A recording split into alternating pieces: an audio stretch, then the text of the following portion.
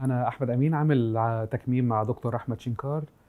من سنة وأربع شهور تقريبا. كان وزن العملية 147 كيلو، دلوقتي 81 ونص تقريبا.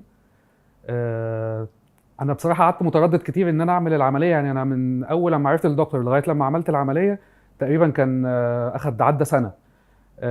بعد النتيجة طبعا اللي وصلت لها يعني ندمان، بقول يا ريتني لا كنت عملتها على طول، وكنت عملتها من بدري كمان عن كده. طبعا الموضوع فرق معايا جامد جدا. انا كان عندي مشاكل حتى ايفن مع الرياضه، مع تظبيط الاكل، عشان انا مريض غده برضه، فما كان نزول الوزن كان صعب جدا. بس طبعا نتيجه العمليه طبعا سهلت كتير. طبعا الموضوع كان موضوع الوزن الزياده كان مأثر عليا جامد جدا في الاول. يعني اكتر حاجه كان مأثر عليا فيها النوم. انا كنت مهما انام، وبنام كتير جدا وبضيع وقت كتير جدا في النوم، وبصحى تعبان برضه. دلوقتي الحمد لله مع نوم معتدل بصحى نشيط كويس. طبيعه يومي وشغلي والتزاماتي مع الاولاد وكده، اليوم على طول مشغول، اليوم زحمه واليوم محتاج سرعه. طبعا الوزن كان مانعني من كل ده.